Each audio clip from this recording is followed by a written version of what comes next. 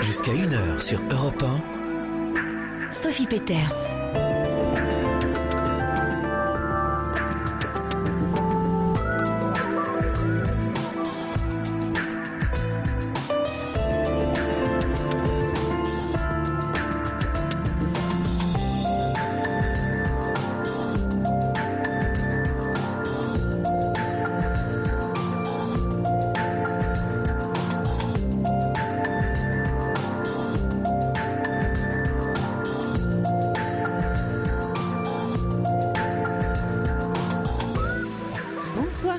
Dans votre libre antenne, une émission dans laquelle vous venez chercher des réponses, mais aussi donner du sens à ce qui vous arrive. Mais le sens ne se donne pas, il se vit, car nous ne vivons que des présents successifs. Il n'y a pas d'expérience possible de l'avenir en fait. En revanche, c'est bien lui, l'avenir, qui donne sens à nos décisions, à nos actions dans le présent. Mais ce n'est pas l'avenir qui décide pour nous, c'est l'idée que nous nous en faisons. Le sens, alors le sens, eh bien il naît de cette capacité de perspective. Il est donc assez dangereux de chercher à donner un sens à sa vie sans cette perspective justement, car alors on tourne un peu en rond dans ses idées noires. Pour que le sens advienne, il faut lui donner de la distance, du recul, une forme d'évasion lui permettant de prendre forme.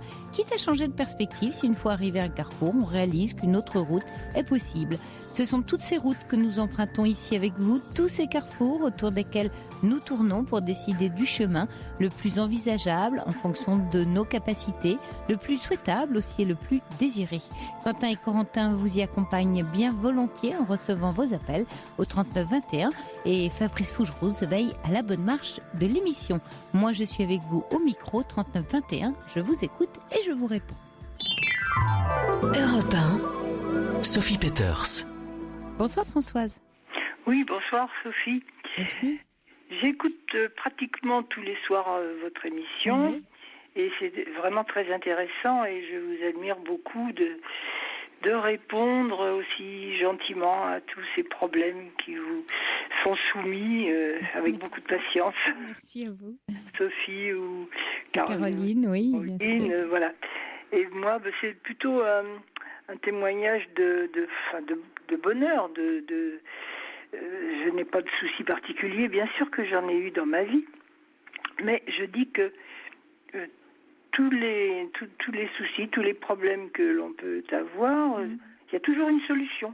Oui. Il suffit de chercher en soi, d'avoir une vie assez harmonieuse, malgré tout ce qui peut arriver. J'ai eu des opérations, je suis seule depuis plus de 15 ans.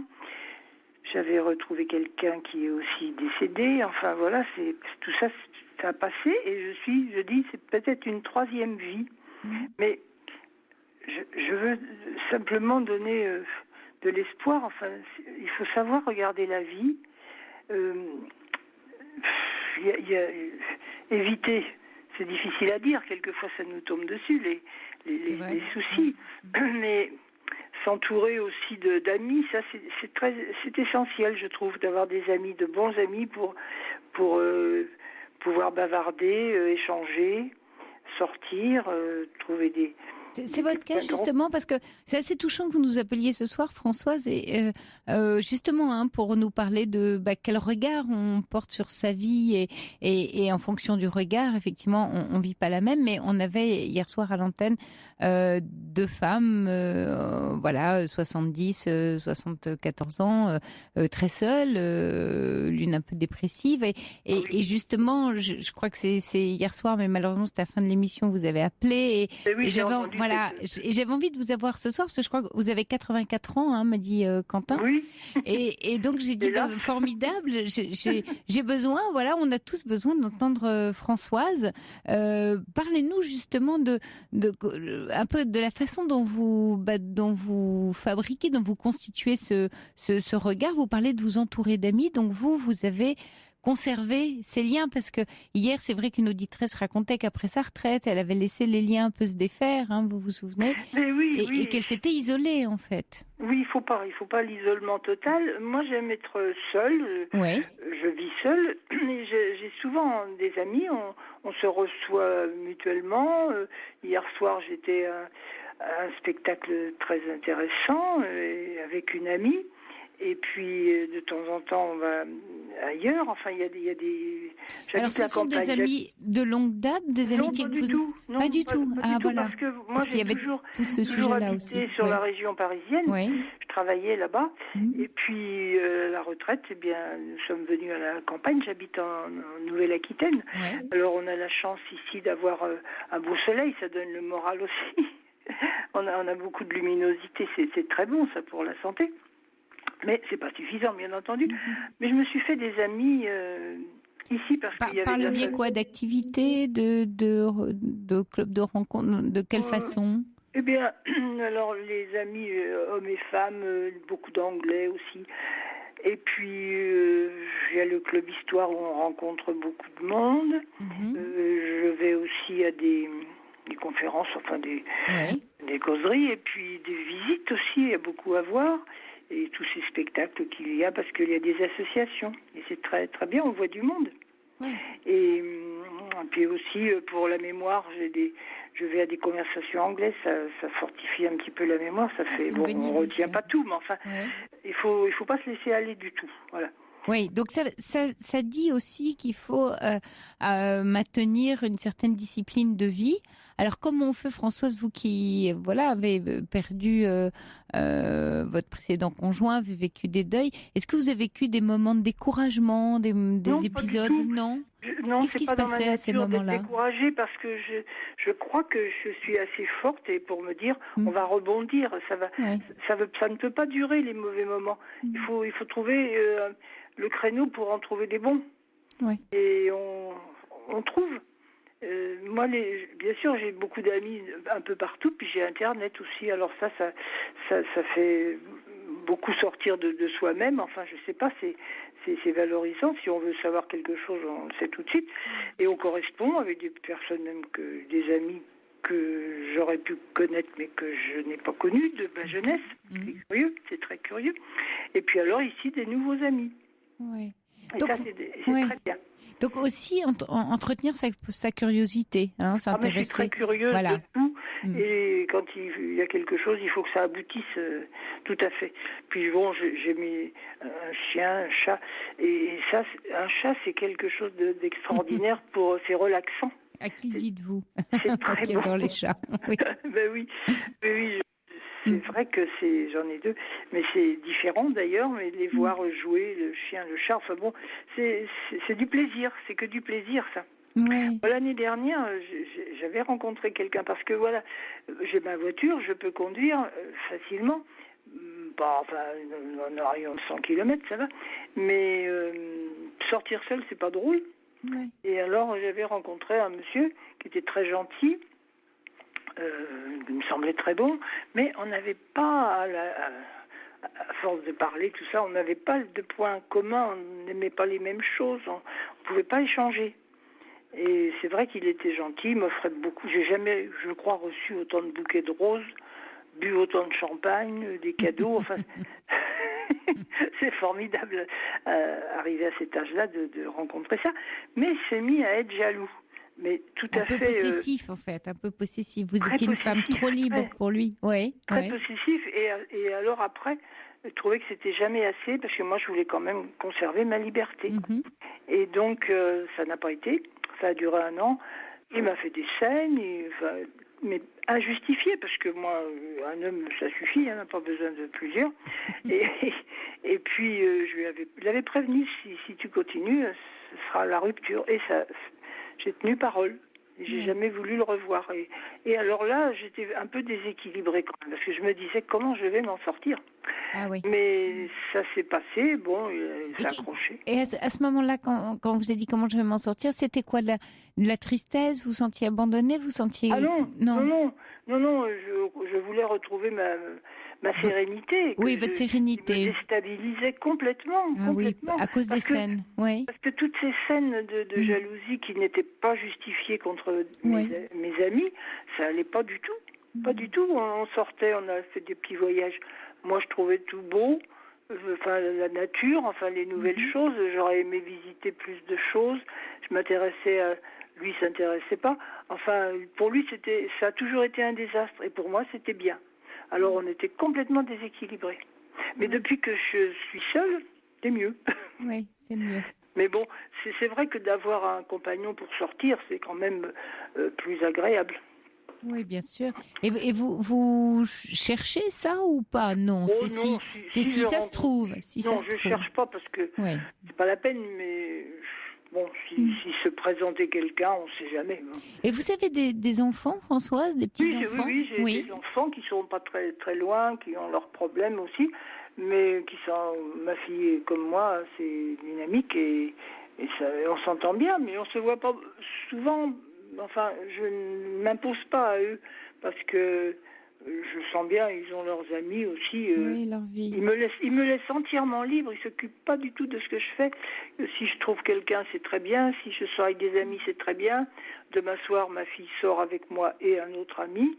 On va à un repas où il y a des musiciens. Vous voyez, hier j'étais sortie, demain aussi. Aujourd'hui c'était calme, c'était très bien. C'était plus. Et les enfants viennent vous voir, par contre, les vacances ou au moment des fêtes? Alors mes petits-enfants sont grands, ils ont le travail n'est pas tout près d'ici. Alors je les vois de temps en temps.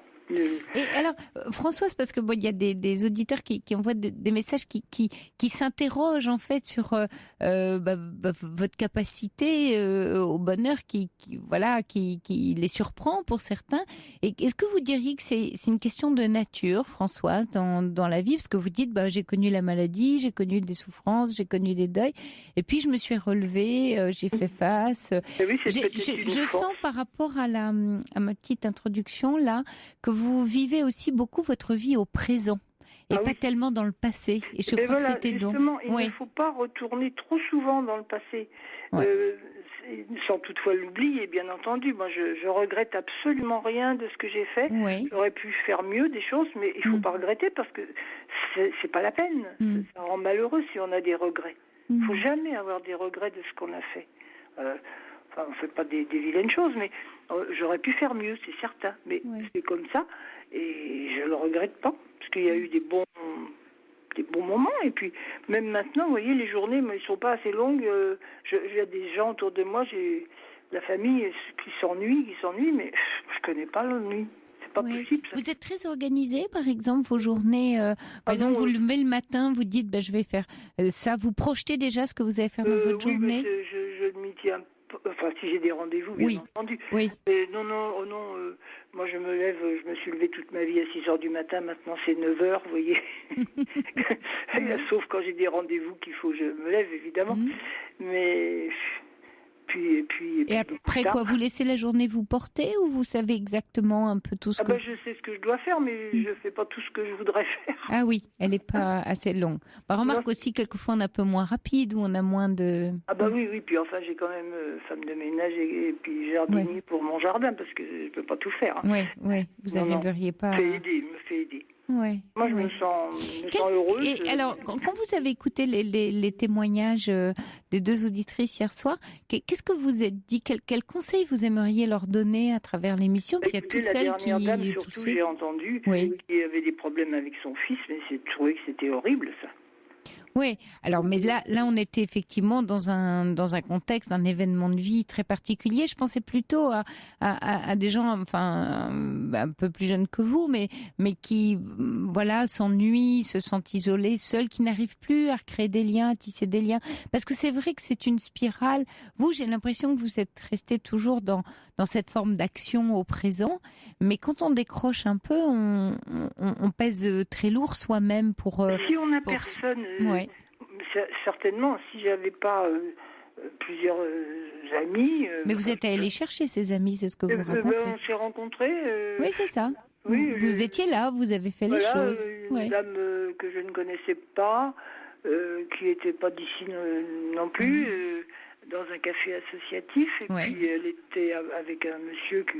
tout ça c'est devenu des amis, puis ça fait boule de neige. C'est ça. Les amis de nos amis sont nos amis, et je connais beaucoup de monde comme ça. Et alors on se reçoit, on fait des parties de Scrabble de temps en temps. Donc le conseil, c'est de sortir de chez soi, d'aller voir les associations de quartier. On peut aller se baigner, moi je me baigne encore. Oui, ça conserve, ça c'est chouette.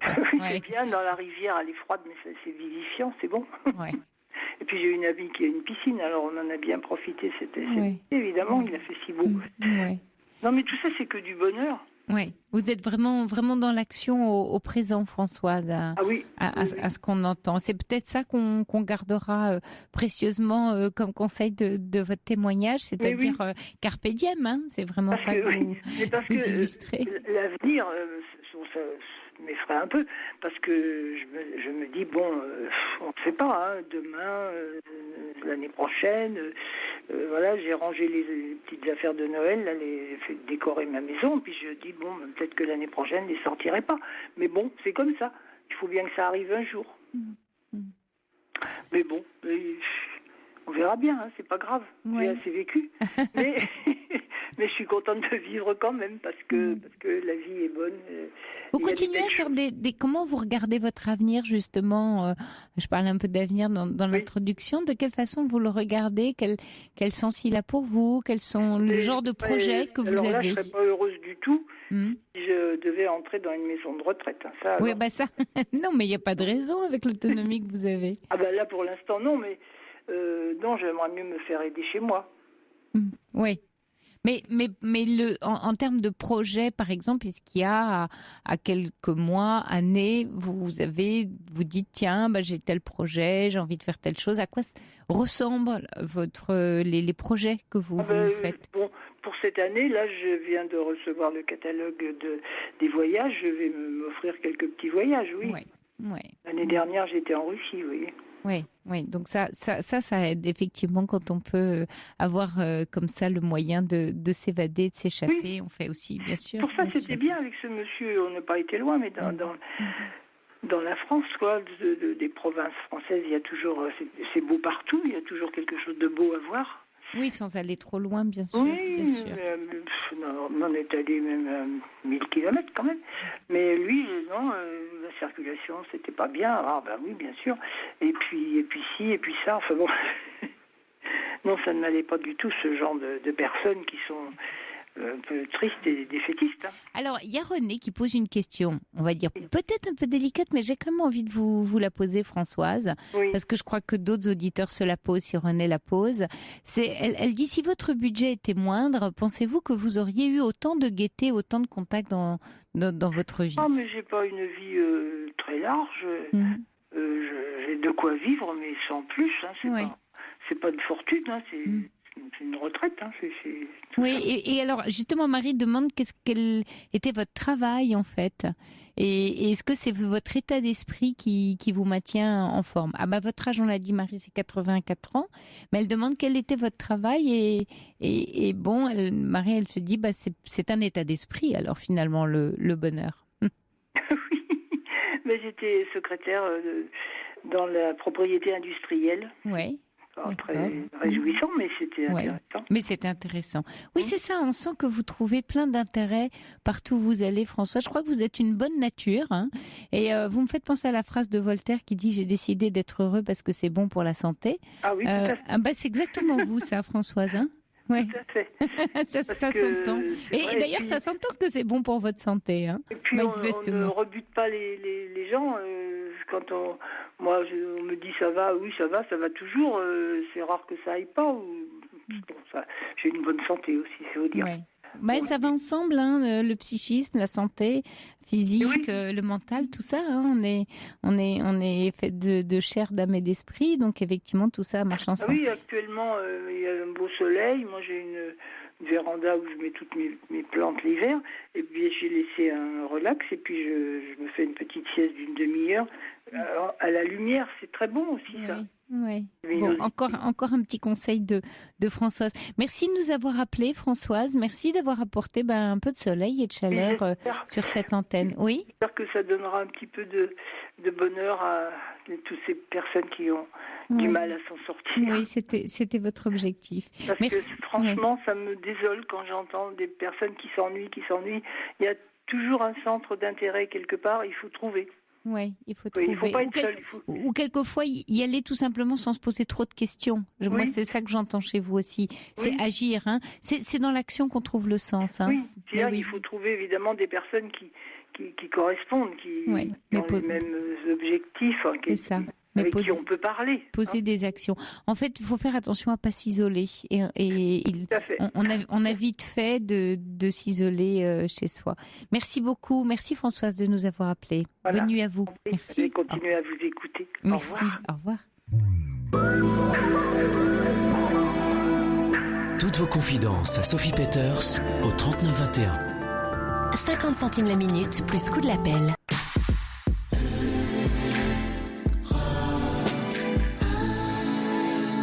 Bonsoir Liliane. Bonsoir Sophie. Bienvenue. Merci d'avoir pris en compte mon appel.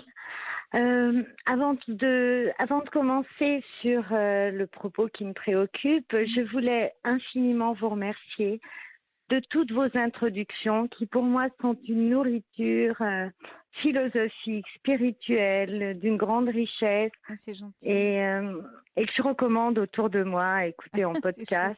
Merci Liliane. À Merci. mes étudiants, entre autres, oui. en leur disant travaillez sur l'écoute et écoutez Sophie Peter. Ah, c'est sympa. Vous êtes prof de quoi Liliane? Alors, j'enseigne en fait auprès d'infirmières Ouais. dans les hôpitaux. Ah oui. Et pour travailler c'est la très- relation d'aide, Ben oui. écoute, Ben oui. je vous recommande. Oh, Voilà. bah écoutez, j'en suis vraiment très, très Ah, heureuse. autant J'en que rougis. Carl Rogers et Oula. Boris Cyrulnik. Ah oui, non, mais... Vous me faites rougir. oui, Merci. mais vous pouvez rougir. Oui, mais ça va Ça- parce qu'il y a une lumière toute bleue dans Ça le colore studio. encore plus vos propos, Voilà. vous colorez le teint. C'est mignon.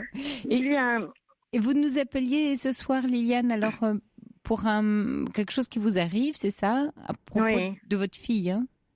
voilà, j'ai 3 filles. Oui. L'aînée a bientôt 33 ans. Elle est en couple depuis 5 ans avec un jeune homme. Ils ont une petite de 18 mois. Ils habitent à l'étranger. Oui. Je vais régulièrement leur rendre visite, surtout depuis qu'il y a la petite. Et il se trouvait que nous fêtions mes 60 ans la semaine dernière. super. Donc, j'ai fait le voyage et les 2 autres filles m'ont fait l'agréable surprise de venir avec leur conjoint. Mhm. Et comme à chaque fois où nous nous retrouvons avec Vous avez 3 notre- filles, donc, hein? Oui. C'est ça, oui. et nous nous retrouvons avec notre fille, on repart avec un peu d'amertume, de tristesse. Et là, cette fois-ci, les 2 sœurs ont dit, c'est terminé. On traverse plus l'océan pour aller la voir parce que on est en permanence. Enfin, elle nous met dans des situations conflictuelles. À l'origine, alors Oui. en fait, le propos, c'est surtout ce qui me préoccupe cette fois-ci, mais je le sais depuis longtemps, enfin depuis 5 ans, c'est que son compagnon est alcoolique. Oui. Et là, cette fois-ci, le soir de mon anniversaire, au restaurant, il s'est écroulé.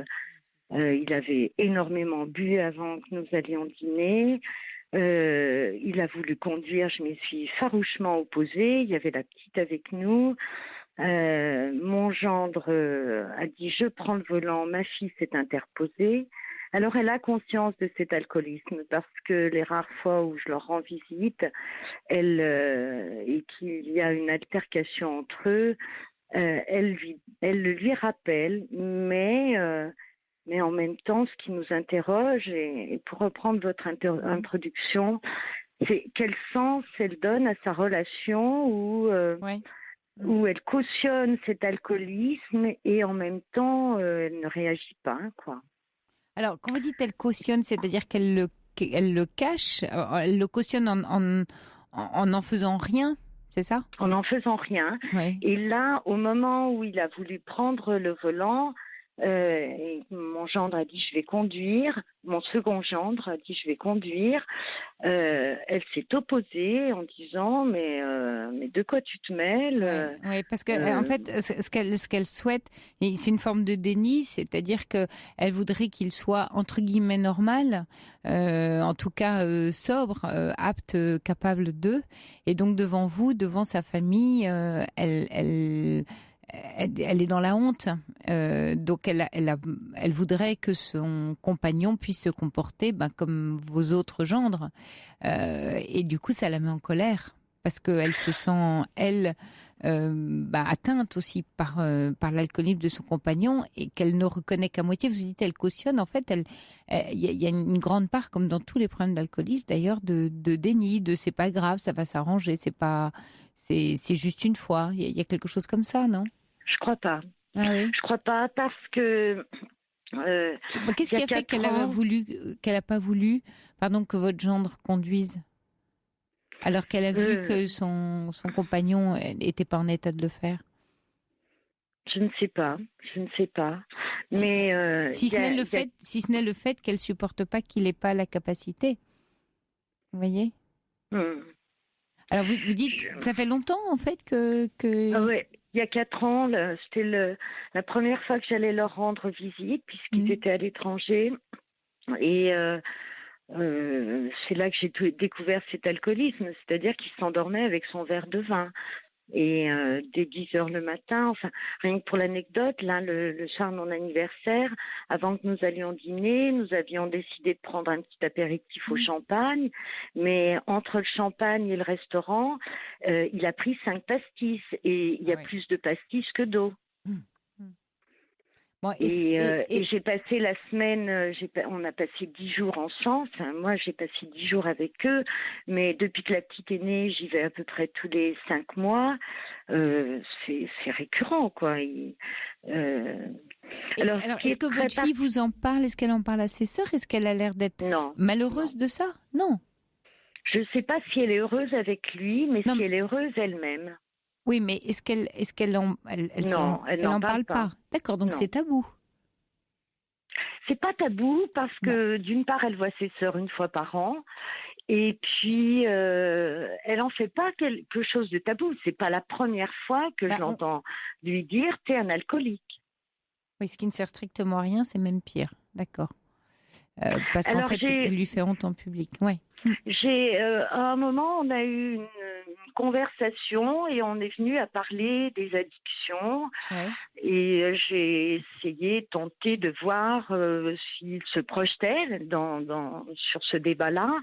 Et il me dit, par exemple, moi j'aime bien boire, mais voilà, moi je bois parce que je trouve que c'est bon. Oui, lui, il est dans le déni total. Oui, donc il ne prend pas du tout le chemin de se soigner. Est-ce que vous n'aviez pas un élément nouveau, Liliane, dans la famille, qui est le fait que vous êtes grand-mère de cette petite de 18 mois? Parce que là, ils ont une responsabilité de parents. Si le papa est alcoolique, ça, pour le foyer, ça un impact négatif et ça peut même être grave. Est-ce que là, vous n'avez pas quand même votre mot à dire en tant que grand-mère en disant, écoutez, ou d'en parler, enfin en tout cas votre fille, je suis très inquiète, et appeler un chat pour le coup? Alors, concernant l'éducation de notre petite fille, on n'est pas du tout... j'ai tenté une ou deux fois de donner un point de vue, mais avec pondération. Par exemple, elle l'allaite et elle a monté une petite entreprise depuis cette petite est née. Elle allaite cette petite devant le public. Elle estime que ça fait partie. Il y a quelque chose de très fusionnel avec cette petite qui dort encore avec eux.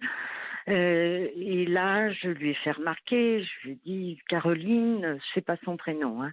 Caroline, tu quand même pondère-toi un peu, tu t'exposes comme ça, à l'été ta fille, mets-toi de ce qui te regarde, ça te regarde pas. Au contraire, les gens trouvent ça très bien d'allaiter son enfant. On n'est pas du tout sur les mêmes. La même philosophie d'éducation. Elle est très rebelle depuis... c'était une enfant très sage. D'ailleurs, elle nous dit je suis sortie de votre moule, je suis pas la petite fille modèle que vous vouliez. Ce fut une étudiante brillante, sportive, musicienne... Et on a vécu on peut dire un traumatisme. Un beau jour, leur père est rentré, il nous a dit, alors que nous étions un couple assez uni, je m'en vais, j'ai envie de changer de vie. Et il est parti, du jour au lendemain. C'était il y a combien de temps? Ça fait 20 ans. Ouais. Et ses sœurs me disent, elle n'a toujours pas fait le deuil de votre séparation, elle voit que vous vous entendez bien. Et elle espère qu'une chose, c'est que vous vous remettiez ensemble. J'en étais arrivée à essayer de donner du sens à son comportement où elle a été très souvent dans son adolescence, à partir de ce moment-là, dans des passages à l'acte assez surprenants et violents, tout en restant, comme elle dit, l'élève modèle, brillante, etc. Elle a fait des études supérieures et un beau jour, elle a tout arrêté. Elle est partie faire le tour du monde, du caritatif. Voilà, elle dormait dans la rue. Et puis, elle a rencontré ce garçon. Oui. Donc, elle n'a pas fini ses études, en fait. Si, elle a fini ses études. Ah, elle avait bien. un poste de cadre supérieur dans la finance. Oui. Et un beau jour, elle a tout arrêté. Bah, comme il y en a plein, hein. Oui. Oui, Mais, d'accord. Parce qu'elle trouvait pas de sens dans ce qu'elle faisait, donc elle est partie. Absolument. Oui, bon, mais c'est même intéressant. Vous voyez qu'elle prenne. Parce que là, vous me parlez, ce qui me frappe, Liliane, vous me parlez beaucoup d'elle pour expliquer qu'elle cautionne l'alcoolisme de son compagnon, parce qu'en fait, le vrai problème, c'est son compagnon. Et là où vous devez mettre votre attention, il est là pour l'aider elle. Elle se sent sans doute, parce que j'allais dire, plus finalement vous pointez du doigt ses comportements. Bon, ok, elle allait en public, elle vient d'avoir son premier enfant, c'est son truc, elle a l'air très engagée, elle a l'air d'être originale, d'avoir une certaine personnalité. Elle a de la personnalité, voilà. Elle est lumineuse d'esprit, et en même temps, elle est dans des oppositions. En fait, ma question, c'est... Elle est adulte, ça lui appartient. Moi, ce que je trouve très inquiétant, c'est son compagnon. Alors, votre question, du coup, elle est où? Ouais. C'est comment parler de son compagnon, oui, c'est ça. sans qu'elle ait l'impression qu'on soit intrusif dans sa vie. D'accord. Dans sa vie. En parlant de vous, Liliane, et pas en lui parlant d'elle. Parce que ce que j'entends dans tout ce que vous me dites sur elle, oui, il y a un petit côté intrusif, et je peux entrevoir pourquoi du coup elle s'oppose à vous. C'est qu'elle doit avoir le sentiment, j'allais dire, l'enfer est pavé de bonnes intentions. Vous avez une bonne intention de vous intéresser à ce qu'elle fait, mais vous avez un avis sur ce qu'elle fait, et elle veut vous prouver qu'elle sait très bien ce qu'elle fait, qu'elle est autonome, qu'elle gère sa vie, qu'elle est libre, qu'elle est une femme libre, voilà. Et vous, la mère, vous venez avec, j'allais dire, votre représentation du monde, si je reprends l'allaitement, pour lui dire, moi, je vois pas les choses comme ça. Le vrai sujet de fond, il est pas là. Le vrai sujet de fond, vous, la maman et la grand-mère, c'est un sujet de protection, de bienveillance. Or là, il y a un vrai danger. Là, il y a une vraie destruction. D'abord, cet homme se détruit, mais en se détruisant, il risque de détruire aussi, parce que dans l'alcoolisme, le conjoint, le compagnon, la compagne est entraîné dans cette spirale. Et puis, il y a entre eux un bébé, une petite fille de 18 mois. Donc tout ça dresse un tableau quand même préoccupant, voire inquiétant. Et là, vous avez à intervenir dans cette vigilance, bienveillance, dans l'alerte, de tirer l'alarme du train. Mais tirer l'alarme du train, c'est prendre votre responsabilité, c'est-à-dire votre inquiétude. Pas leur parler d'eux en leur disant, voilà, vous êtes, ou c'est pas bien, etc. C'est de dire, moi, ta mère, moi, la grand-mère de cette petite, voilà, j'ai plaisir à venir vous voir. Parlez-lui d'elle en positif, qu'elle est une femme qui est pleine de ressources, manifestement, qui a pu faire des... Mais je le fais beaucoup. Oui, mais appuyez-vous là-dessus. Oui, mais alors, il est là, le point de départ. Vous vous appuyez d'abord là-dessus, très bien si vous le faites, pour après lui dire, je suis très inquiète, tes sœurs aussi, on est inquiète pour toi. Et pour lui, et pour le couple que vous formez, et cette petite fille. C'est-à-dire, vous devez parler de vous.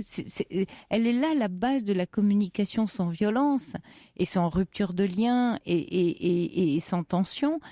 Dès qu'on parle de soi, on n'est plus en train de juger l'autre. Vous parlez de ce que ça vous fait à vous. Et vous êtes légitime, là, en tant que mère et en tant que grand-mère. Alors que si vous leur parlez d'eux, si vous commencez à juger, à être dans une forme de jugement, c'est bien, c'est mal, je caricature, mais en tout cas une forme d'alerte, une alerte sous forme de jugement, là, vous allez trouver porte close dans la communication. Puis pire que ça, c'est que non seulement vous n'allez pas être écouté, mais vous allez renforcer leur système de défense. Parce que votre fille, en étant avec ce compagnon qui, si je comprends bien, s'alcoolise depuis des années, C'est pas Écoutez, nouveau. Depuis que je le connais, en tout cas, Vous avez remarqué ce problème d'alcool. J'ai remarqué ce problème D'accord. d'alcool. Donc, ça fait Alors, 5 ans. Il n'y a pas que ce problème, il y a également le problème du fumaillon. Ouais. Alors qu'elle ne boit pas, ne fume pas. Oui, mais si elle est avec cet homme-là, elle vient dire quelque chose à sa famille. Moi, je trouve que ça complète très très bien le tableau de je ne suis plus dans le moule. Alors, Voilà, attention. Ben oui, mais attention. C'était la du coup, à question votre que je me attitude. posais. Eh ben oui. En quoi elle s'oppose à nous, où elle revendique que je l'aime moins que ses sœurs, Voilà. et que son père en fait autant, alors que, je lui témoigne de la présence, Ah oui, mais ça, là, ça se du passe. soutien, Oui, Liliane, de mais l'écoute. je comprends, mais ça lui appartient. Là, c'est D'accord. quelque chose qu'elle se raconte à elle.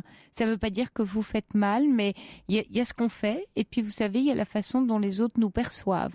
Et dans une famille, il y a ce que fait une mère, un père, et la façon dont les enfants le perçoivent. Et dans une fratrie, les enfants perçoivent les attitudes des parents de façon différente. Et elle trouve, se raconte l'histoire.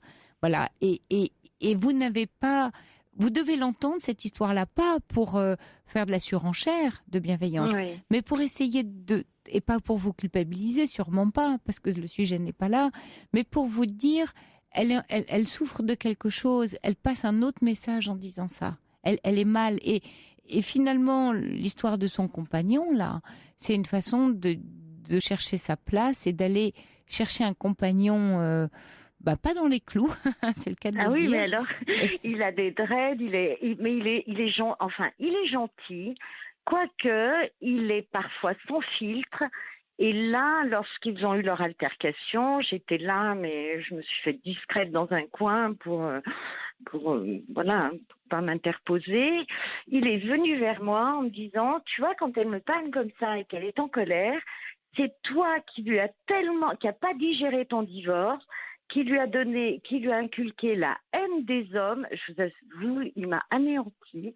Et voilà maintenant le résultat de ton produit d'éducation qui se veut. Mais il me tutoie. Vraiment, là, je vous avoue que j'étais décomposée. Et j'ai eu le réflexe de lui dire, tu sais, je leur ai toujours dit, tous les hommes ne font pas ça.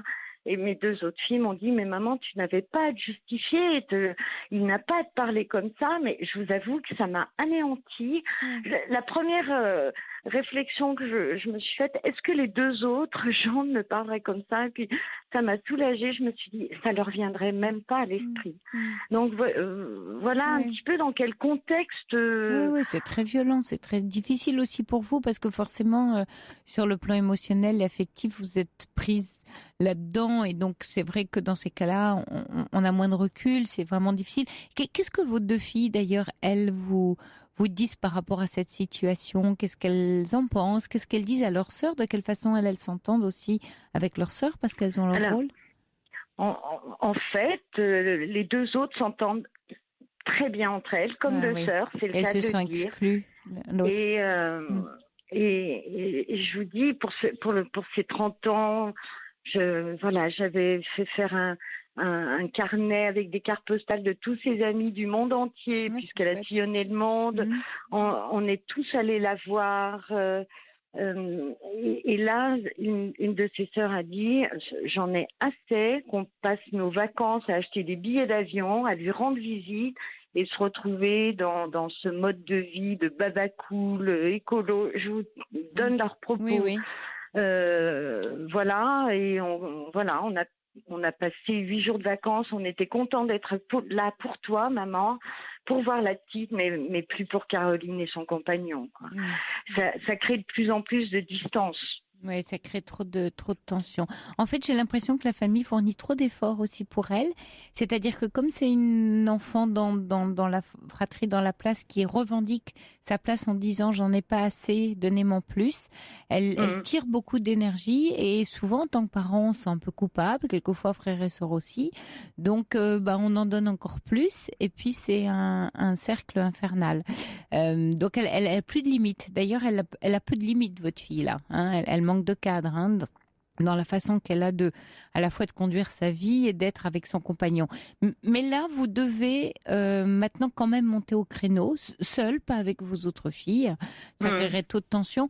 En parlant du point de vue de la mère et de la grand-mère, c'est-à-dire en parlant de là où vous êtes, pour dire votre inquiétude, et vous avez de quoi, et surtout ne pas la juger. Parce que s'il y a un domaine où vous devez être excessivement prudente, hein, mais dans plein de domaines, mais sur l'alcoolisme, tout jugement, ferait des catastrophes, c'est contre-productif. Vous allez trouver un mur et ça risque de créer une rupture de relation. Donc soyez excessivement prudente dans votre façon de communiquer, surtout aucun jugement, mais parlez. Si vous parlez tout le temps de vous, vous ne ferez pas d'erreur. C'est-à-dire si vous parlez de votre inquiétude, de la santé de la petite, de sa santé à lui, du jeune couple, de peut-être la difficulté de vie qu'ils ont, de quelque chose qui est dur à vivre parce qu'ils sont dans quelque chose de douloureux, de complexe. Hein. Ils portent quelque chose de lourd. Tout va bien pour eux.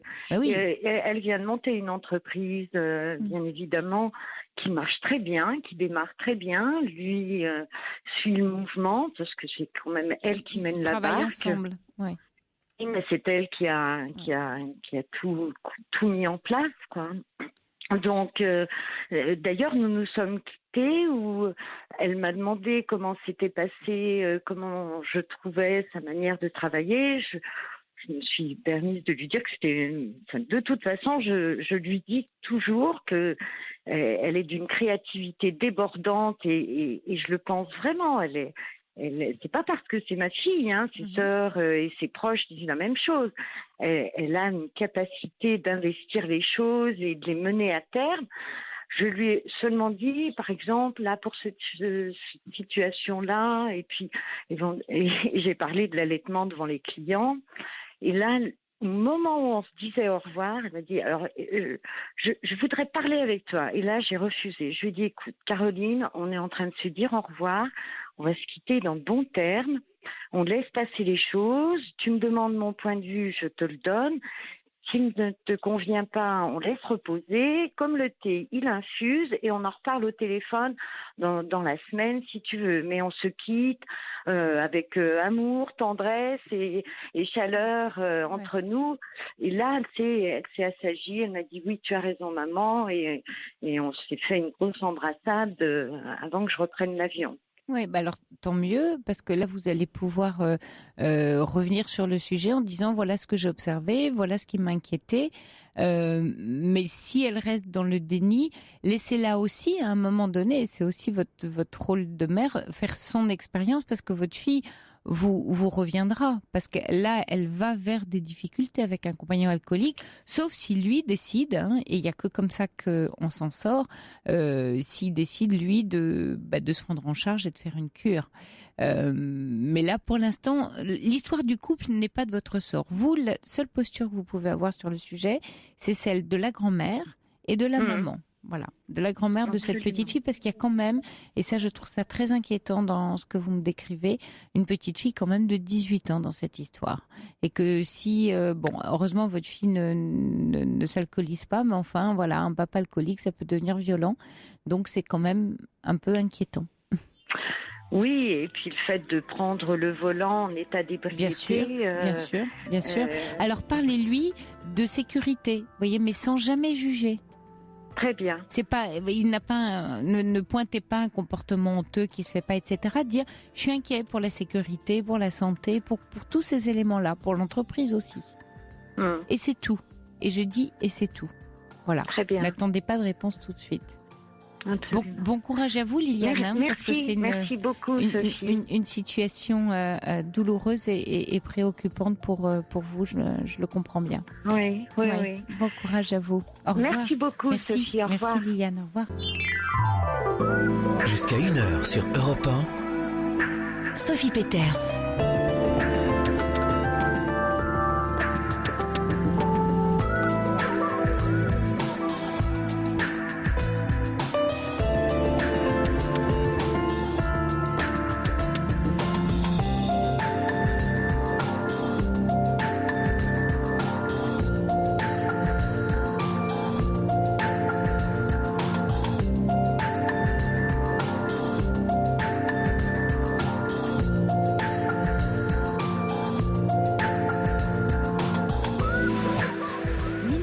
êtes sur Europe 1, c'est la libre antenne qui se poursuit en direct et avec vous une émission dans laquelle vous venez chercher des réponses mais aussi donner du sens à ce qui vous arrive.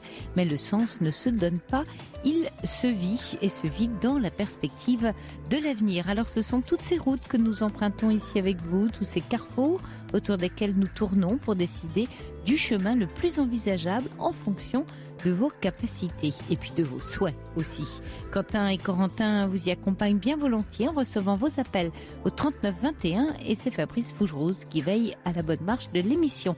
Moi je suis avec vous au micro 39 21, je vous écoute et je vous réponds.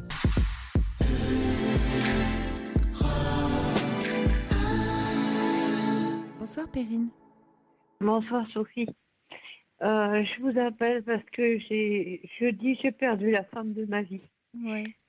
Votre maman, la femme de votre vie. Oui. C'est joliment dit. C'était jeudi là. Oui. Ouais. Elle avait quel âge votre maman, Perrine? Elle avait 91 ans, maman. Waouh. 91. Ouais. Oui. Et elle s'est éteinte? Elle s'est éteinte comme une bougie qui s'éteint? Ah ben, c'est ce que je disais toujours, maman. Oui. C'était une bougie avec une flamme très vive, la bonne bougie. Et puis depuis la bougie, elle fondait. Ben oui. Mais la flamme était toujours là parce qu'elle a eu sa tête jusqu'à la fin. Jusqu'à la fin, oui. Ouais. Et comment... Elle est partie quoi, dans son sommeil? Elle était un peu dans le coma, quoi. Un peu dans le coma. Il y a 2 ans, elle a eu une maladie importante. Elle a fait un clostridium au niveau des intestins. Et depuis, depuis 2 ans, elle souffrait terriblement. Et on la prenait plus ou moins au sérieux, quoi. Et on a eu la chance de changer de médecin et d'avoir un jeune médecin qui a pris vraiment au sérieux. Et en fait, le clostridium faisait des hémorragies internes. Et puis, depuis le mois de novembre, depuis le 1er novembre, où elle a été réhospitalisée pour une pneumonie, et maman n'avait qu'un poumon depuis l'âge de 21 ans, puisqu'elle a eu la tuberculose. Et depuis le mois de novembre, c'est au mois de novembre que moi, en fait, j'ai perdu maman. Maman, pour moi, elle est morte à partir du mois de novembre, quoi. Parce que elle avait plus de vie. Oui. Jusqu'avant, c'était une femme qui tricotait, qui faisait des mots codés, qui vous écoutait tous les soirs. Et puis petit à petit, c'était plus de tricot, ça n'était plus dans la salle à manger, ça peut être 2 mots, ça peut être rien, quoi. Et elle a été 15 jours à l'hôpital. Et en ressortant, ça a été le lit médicalisé à la maison. Et à partir du 15 novembre, elle n'a plus jamais quitté sa chambre. Donc, c'était mon attention 24/24.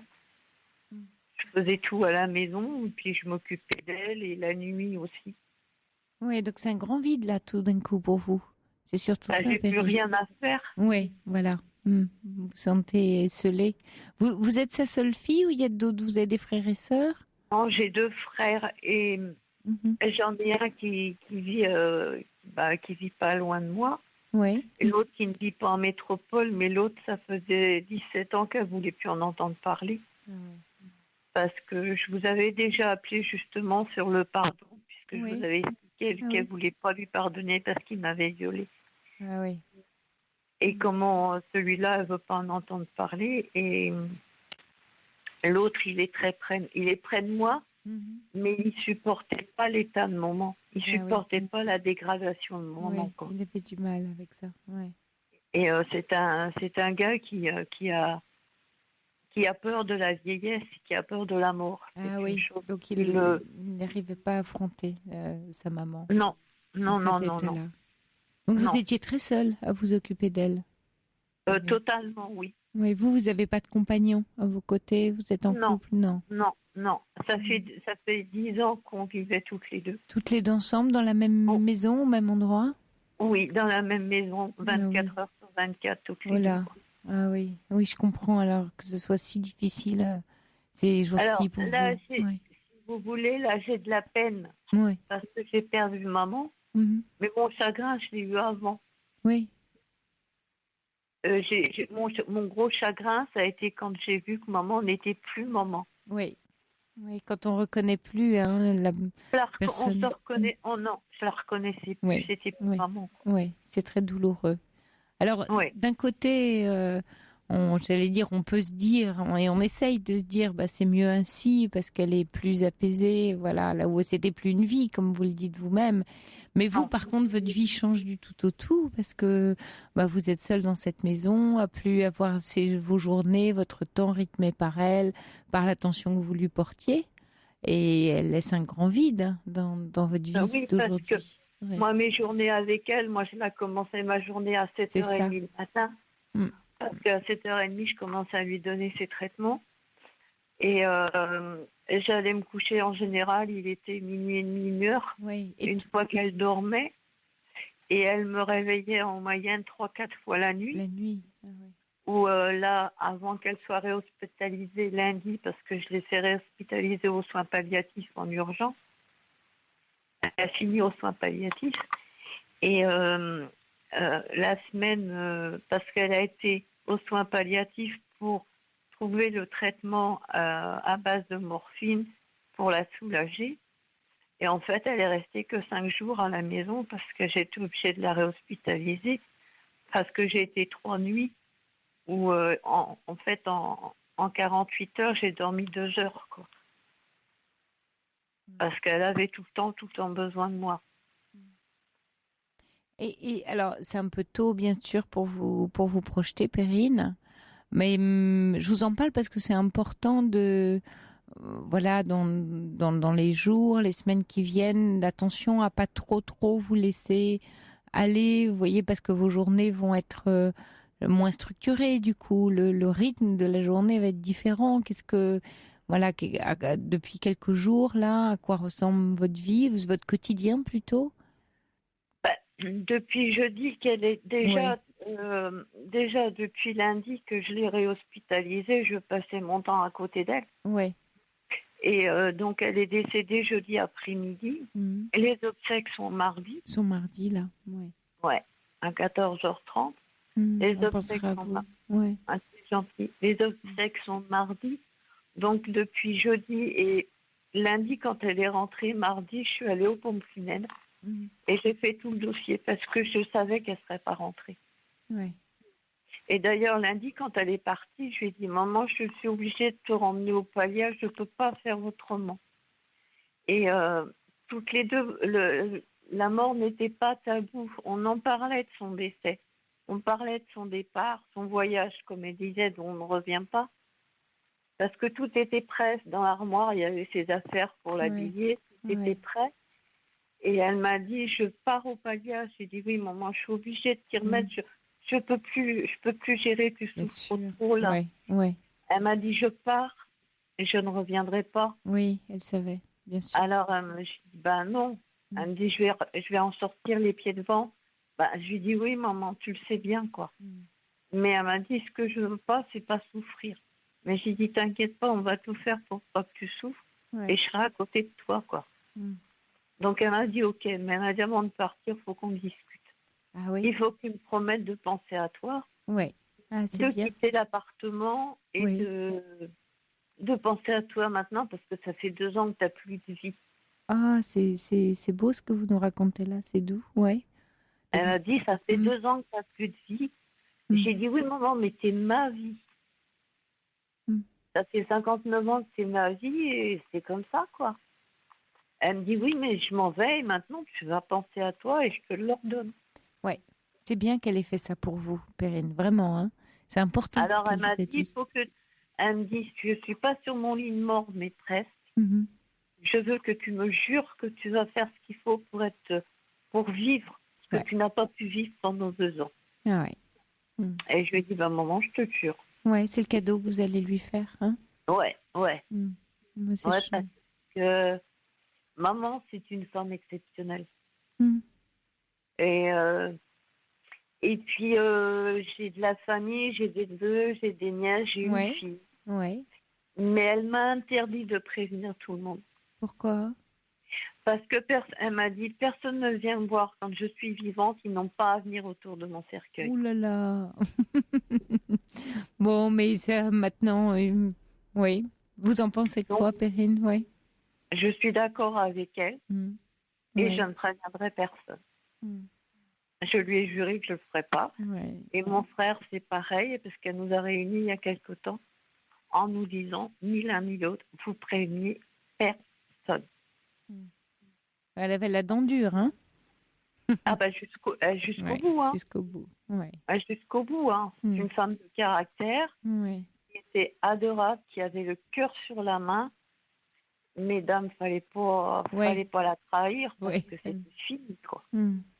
Elle était du signe du cancer, maman. Ouais. Et ah non, maman, elle aurait donné sa chemise, hein.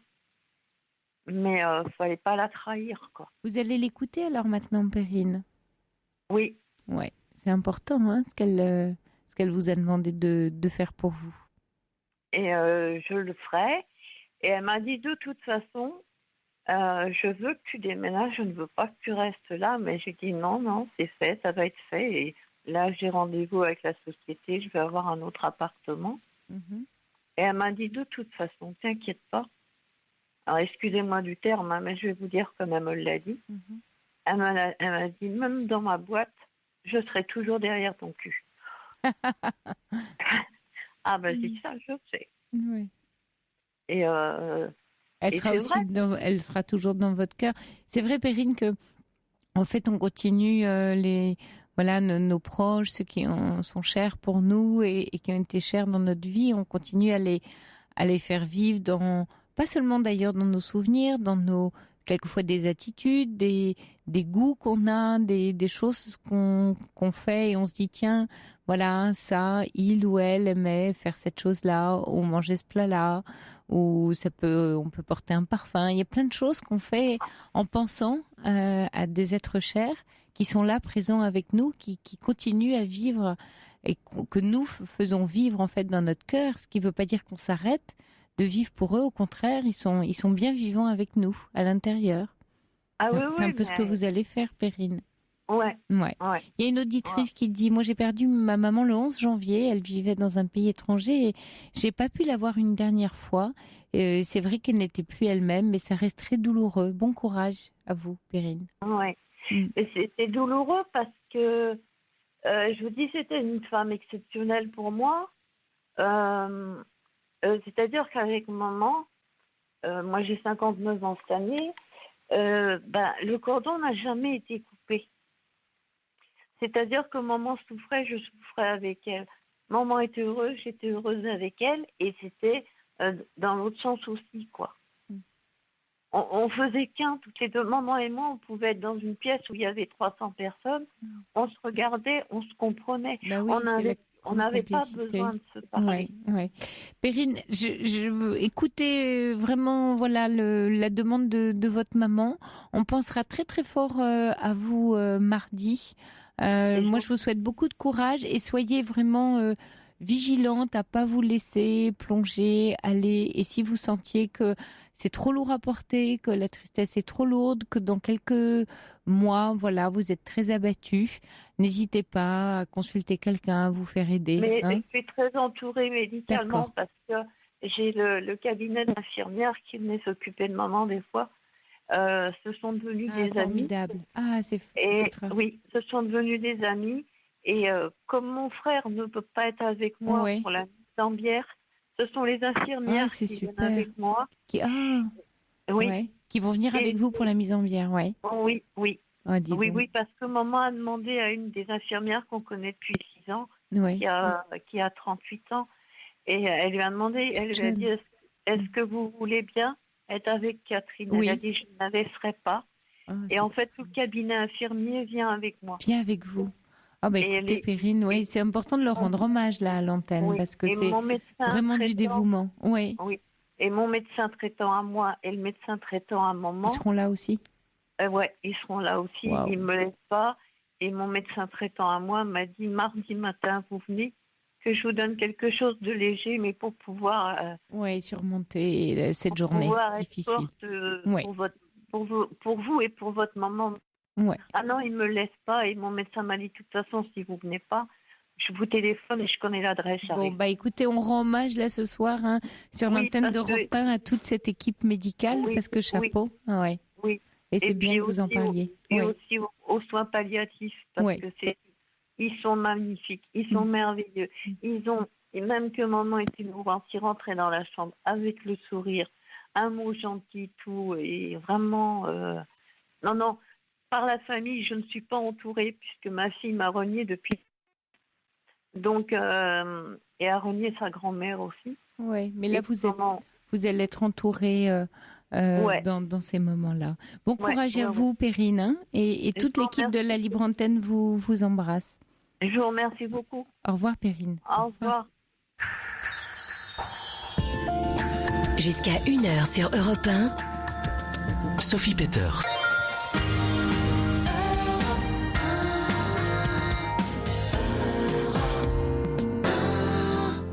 Un message de Marion pour vous, Catherine. La vie est un passage, la mort aussi. Hommage à toutes les infirmières hospitalisées et libérales, ainsi qu'aux aides soignantes. Bonsoir, Louise. Oui, bonsoir. Désolée, mais si je mets pas le haut-parleur, je vous entends pas en fait. Écoutez, on va voir ce que ça donne, parce que s'il y a un retour sur l'antenne et que ça pose un problème de technique, je vous le dirai. Hein ? D'accord, j'essaie, hein, mais D'accord. voilà. Est-ce que c'est bon ou pas? Bah écoutez, on va commencer à échanger, et puis c'est Fabrice qui va nous dire si ça passe ou pas. Parce que Ouais. j'entends absolument pas si j'ai pas le haut-parleur. Bah écoutez, vous savez, Louise, on est dans une émission de radio, donc il y a Oui. quelques particularités. Bon, eh bien voilà. Donc je disais à votre À Corentin, ouais, ouais. J'avais la maladie de Parkinson depuis 2003, depuis 15 ans en gros.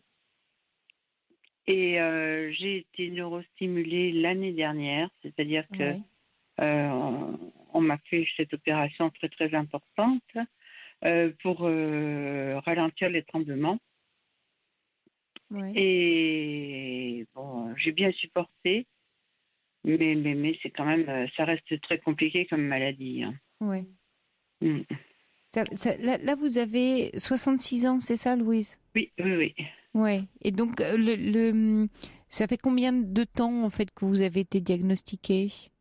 Depuis 2003. En 2003. En 2003, oui, donc assez jeune, hein, vraiment. 53 ans. Ouais, à 53 ans. Mm. Et là, est-ce que c'est un stade où la maladie vous handicape dans la vie de tous les jours, parce qu'elle peut se développer très lentement? Donc, comment ça se passe pour vous? Oui, j'ai eu la chance que ça se développe très lentement. Très lentement, ouais. Si bien que les premières années, je prenais le traitement, mais ça se voyait pas. Ouais. Ça m'empêchait pas de travailler. J'avais un métier où je travaillais vraiment dans une très grande précision. Oui. Et j'avais des tremblements de repos. Ce qu'on appelle des tremblements de repos.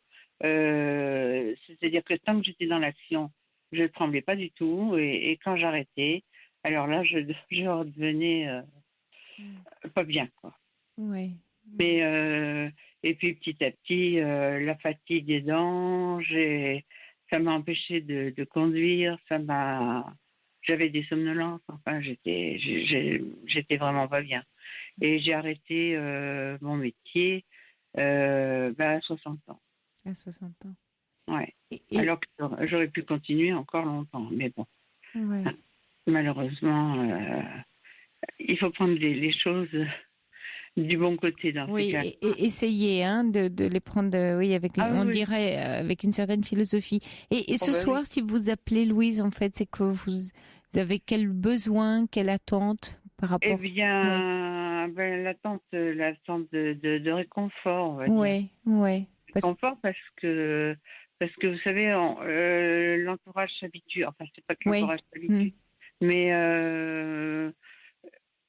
d'une certaine manière, si. Enfin, c'est-à-dire que ça fait partie de votre quotidien, donc il n'y a pas l'écoute, en tout cas la précision d'écoute. Ça, voilà, c'est votre vie d'aujourd'hui. Elle est comme ça. Voilà. Et puis vous savez, le problème, c'est que Je fais partie des handicapés, sans l'être, on va dire. Oui. Parce que j'ai pas de fauteuil roulant. Il me manque pas de bras, il me manque pas de jambes.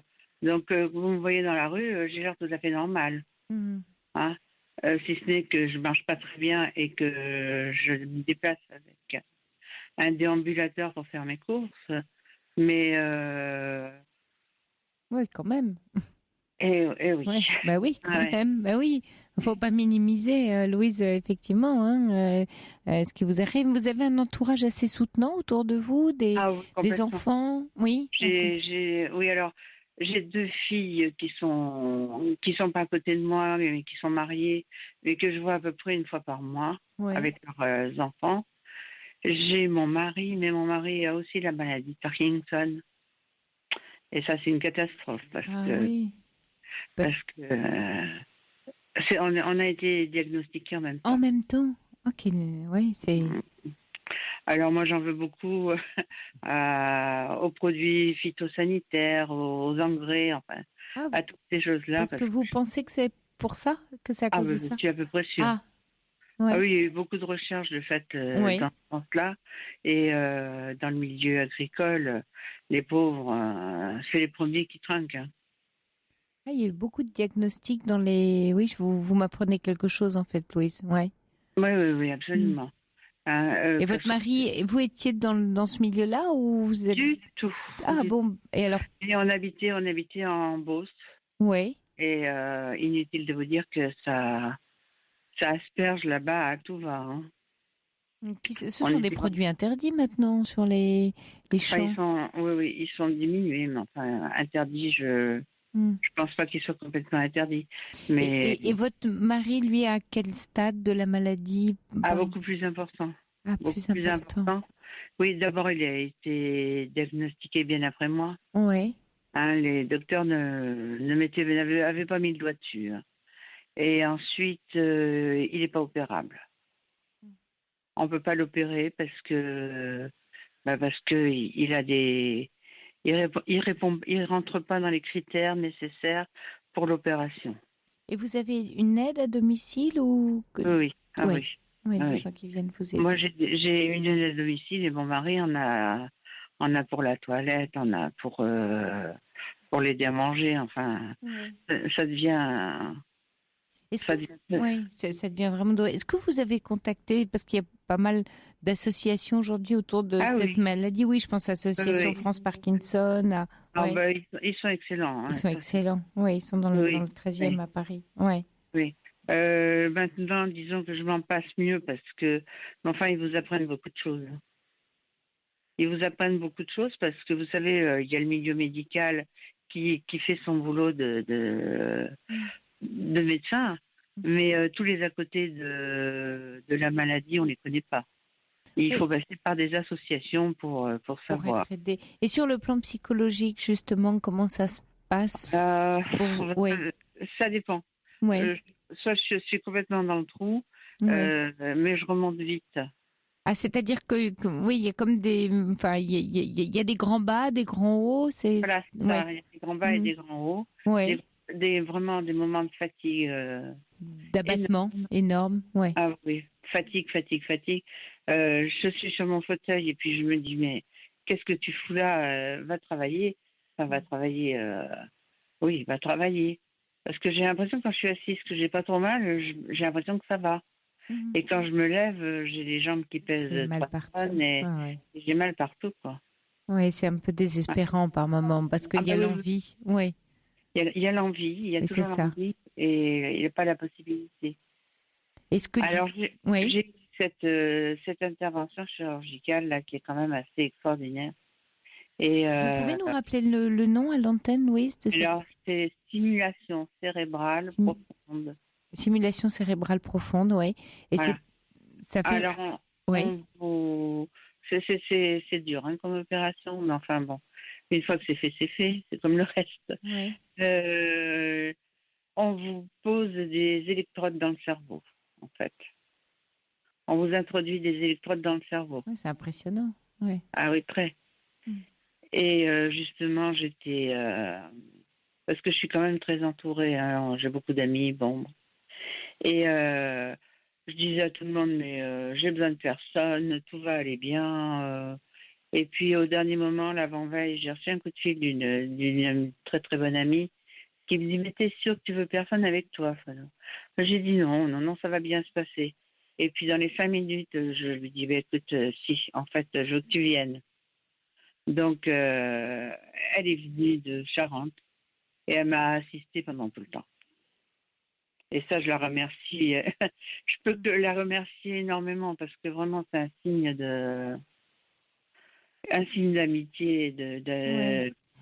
C'est important là ce que vous êtes en train de dire, Louise, effectivement, et d'être entourée, d'avoir autour de Ah soi. oui, Hein. oui. C'est ça qui vous fait le plus tenir. Ah ben moi, c'est ça qui me tient. Hein. Mm. C'est ça qui me tient. Que même qu'on habite un petit village pour lequel j'avais pas du tout de... Enfin, j'avais pas d'amis dans ce village. Oui, Mais oui. vous savez, le fait de sortir tous les jours être dehors... Avec votre déambulateur, ouais. Voilà. Ah, ouais. Ben, ça crée des liens, ça crée des discussions.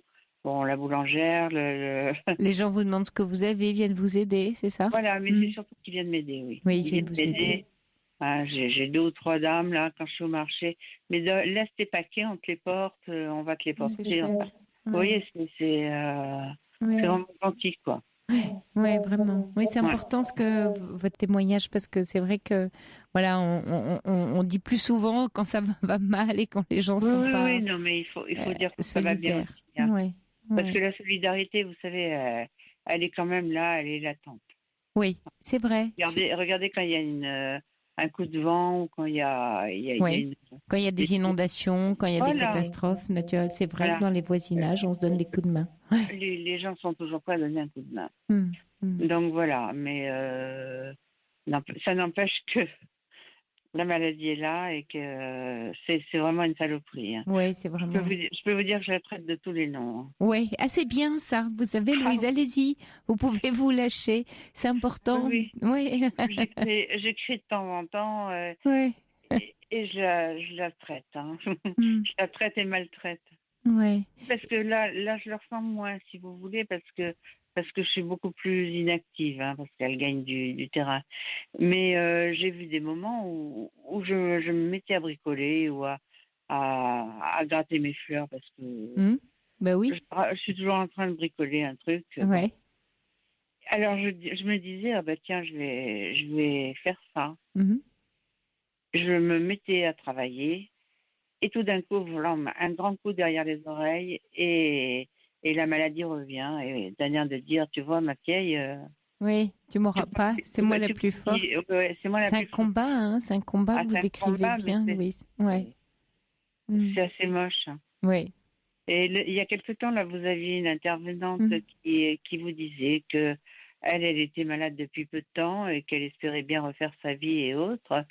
Ce que je comprends très bien et ce que j'encourage, hein, j'espère qu'elle ne m'écoute pas ce soir, mais vous savez, on vous dit au départ, oh, vous avez 10 ans de lune de miel, on appelle ça la lune de miel, parce que on souffre pas tant, on reste actif. Et alors, on a l'impression que 10 ans, c'est long et en fait, ça passe très très vite. Oui. Et cette personne disait, moi je prends mes médicaments, mais en fait je suis pas du tout ennuyée. Et c'est vrai. Et c'est vrai que au départ, on a des belles années, quoi. Alors il y a des auditeurs là qui vous écoutent et qui réagissent. Il y a Pascal qui dit, moi je vous écoute, je suis émue par votre courage, je vous embrasse, vous et votre mari. Mais et puis gentil. Oui, et puis il y a notre auditeur qui dit, oui, un coup de pelle dans la gueule, voilà, ça lui fera du bien.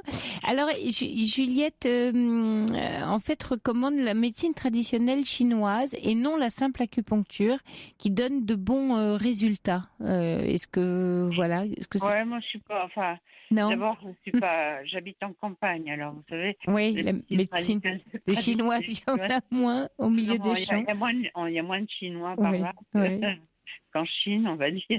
Et bon, c'est vrai que je suis pas très très adepte, mais pourquoi pas. Pourquoi pas. Mais on n'est pas, disons je suis dans une région où il y a très peu de Chinois en fait.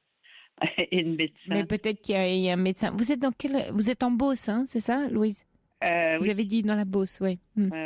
Mais voilà, il y a peut-être un médecin, quelqu'un qui maîtrise ces techniques-là et qui n'est pas chinois, ou qui s'y intéresse. Oui, mais il y a sûrement. Est-ce que, par exemple, en vous écoutant, je me demandais, est-ce que se faire masser, les massages, puisqu'on parle de médecine traditionnelle chinoise, donc de tout ce qui est massage, oui, est-ce que ça vous soulage? Parce que comme il y a beaucoup de...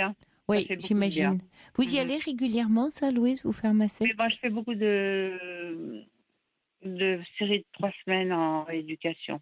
Ah, donc il y a un centre, d'accord, Voilà. un centre, et on vous aide à garder de la souplesse dans vos mouvements, que ça se rigidifie pas trop, je comprends. Parce qu'à côté de ça, quand je suis chez moi, je dois aller chez le kiné. Alors, il faut y aller en VSL. Ouais. Moi, je suis assez feignante pour la gym, j'avoue que... Autant je suis énergique et je marchais beaucoup et je faisais du vélo, autant faire de la gym, je suis vraiment une grosse feignante. Ouais. Ouais, donc le centre, c'est bien, on vous dit à quelle heure vous êtes prise en charge. Voilà. Bon courage à vous, Louise, et à vous, à votre mari. Je vous embrasse et voilà, prenez bien soin de vous au maximum de ce que vous pouvez faire. Il n'y a pas de problème. Ouais, merci de nous avoir appelés. Merci de m'avoir reçu. Bonne nuit à vous, Louise. Au revoir. Au revoir. La libre antenne, la nuit, sur Europe 1. Bonsoir, Jacques. Bonsoir. Je vais vous appeler Sophie. Oui, bien sûr, avec grand plaisir. Il n'y a pas de problème. Ben, je remercie infiniment. Voilà, je vous appelle. Je suis quand même assez âgé, j'ai 76 ans, vous voyez. Et puis, vous avez une émission qui est formidable. Je l'écoute depuis déjà plusieurs mois. Merci, Jacques. Et puis, je me suis dit ce soir, c'est pas mon habitude en principe de me confier. Oui. Voyez-vous, parce que j'ai passé ma jeunesse, j'étais un gosse de ruisseau. J'ai passé ma jeunesse qui a été très dure pour moi, j'étais tout seul. Ensuite, ça m'a conduit à fréquenter la mafia. J'ai été condamné à 20 ans de prison. J'ai fait mes 15 ans parce que j'étais pilote de voiture, je conduisais la voiture, voilà exactement.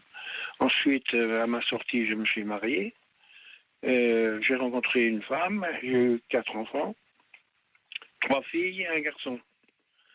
Et j'ai eu un divorce malheureusement. Ouais.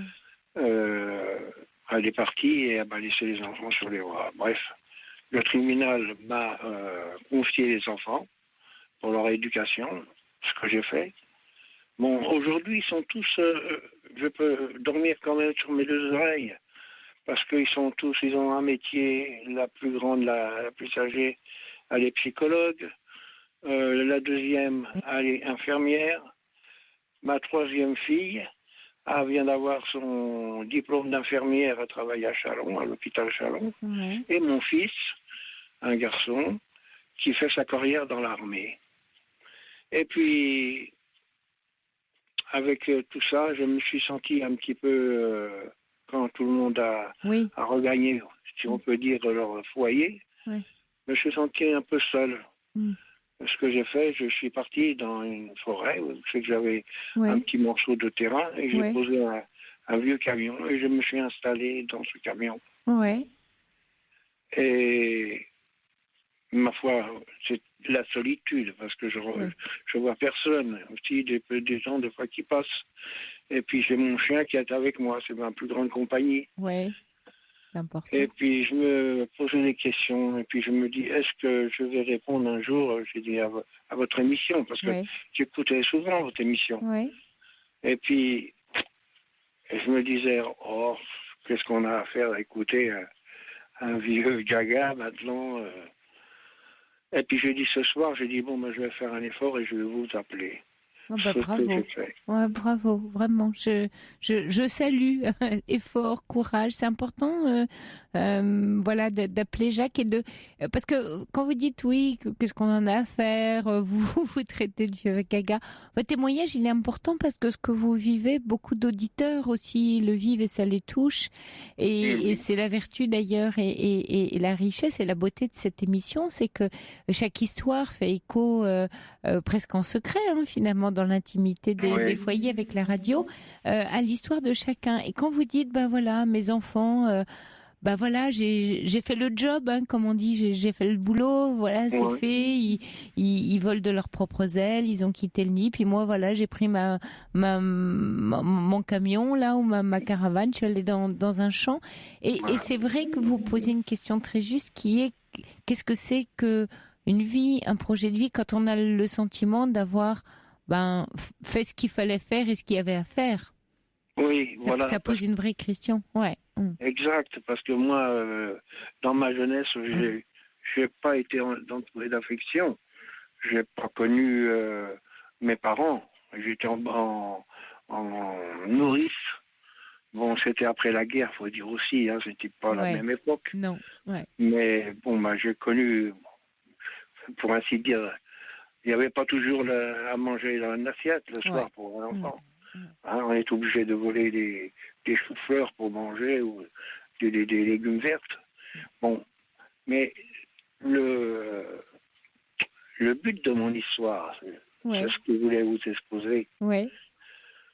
Il y a une chose qui me fait presque continuellement mal, c'est que quand mes enfants ont fait leur demande pour rentrer dans une administration quelconque, voyez, sachant que moi, j'avais fait mes 15 ans de prison,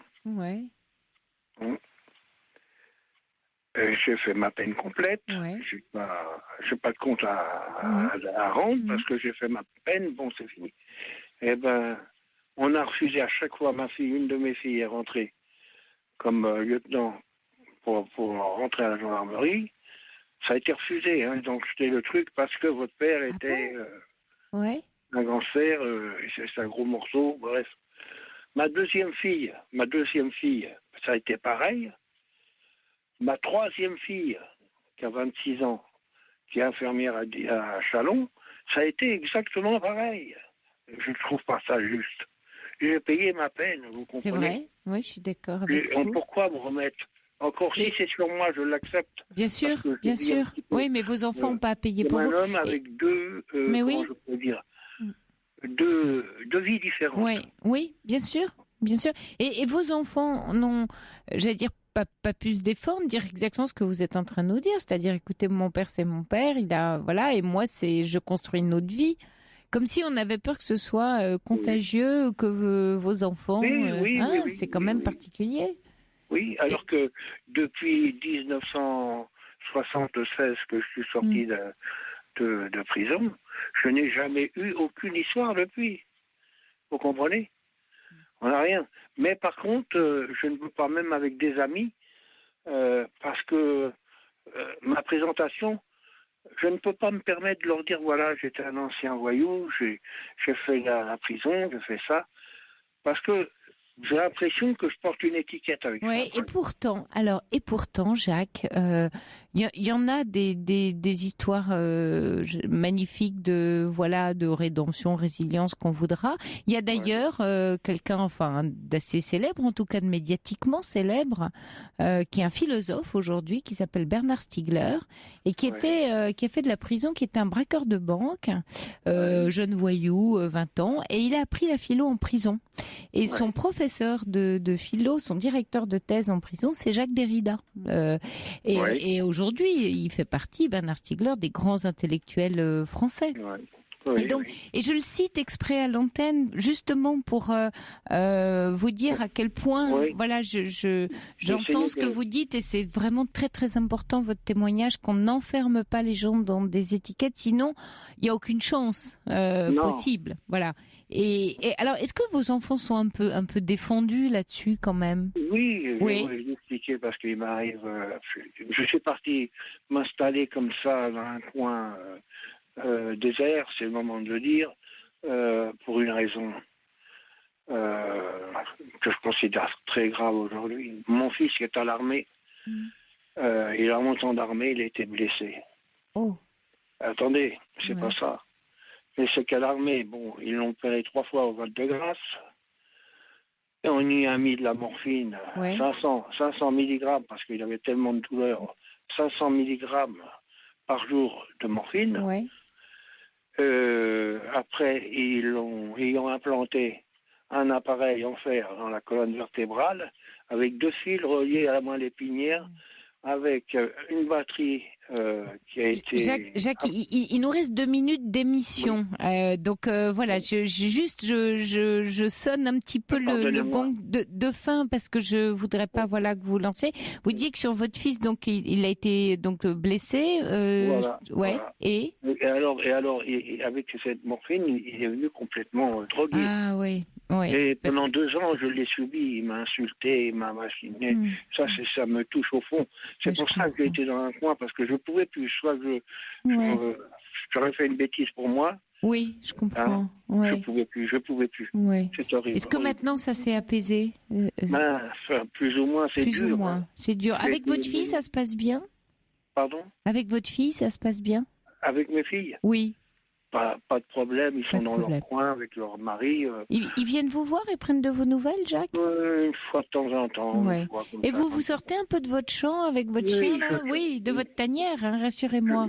Oui, je fais faire mes commissions avec ma voiture, avec ma chienne, parce que je ne peux pas me séparer de ma chienne. Oui, vous avez raison. C'est un petit York. Ah, c'est un York, oui. Et il manque la parole. Ah bah oui. Vous voyez, c'est ça qui me console et c'est ça qui me tient debout. Vous voyez, parce que j'ai été opéré, j'ai fait un infarctus, parce que là, je vais m'arrêter parce que je vais vous faire dépasser votre heure. Ah ben non, c'est moi qui vous dis. Il nous reste 1 minute, hein, les précieuses 1 minute. Voilà, j'ai été opéré. Écoutez-moi, j'ai été opéré. J'ai fait un infarctus. De l'infarctus, on m'a soigné. Ensuite, j'ai attrapé un cancer. Voilà. À la prostate. On m'a fait des rayons, on m'a opéré. J'ai tombé sur un chirurgien super bien qui était devenu ami avec moi. Il m'a dit, je vais t'envoyer à quelqu'un, un ami à moi. Il m'a sorti bien. Le cancer, il est stable pour l'instant. Et quelque temps, je tombais, et je perdais connaissance et je ne savais pas ce qui me passait. Et on a trouvé que je faisais des arrêts cardiaques. Ah ouais. Alors, ils m'ont implanté un défibrillateur cardiaque à l'intérieur. Ouais. Alors, c'est formidable, on pourrait passer la nuit à vous écouter, Jacques, parce que vous donnez plein de détails, c'est très imagé. Et malheureusement, c'est vrai qu'on arrive à la fin. Mais moi, je vous propose que voilà, un soir comme ça, si vous avez un gros coup de blues dans votre champ, avec votre petit York, vous nous appelez, parce que ça nous a fait du bien et très plaisir de vous entendre. Merci. Merci encore, Jacques. Et bonne nuit à vous tous et toutes. Il est 1h, vous écoutez Europe 1, vous retrouverez Caroline Dublanche demain soir à 22h30. Je vous souhaite une belle semaine. Je vous laisse en compagnie d'Émilie Mazoyer et de Jean-Philippe Ballas en musique avec Europe 1 Music Club. Belle nuit, faites de beaux rêves.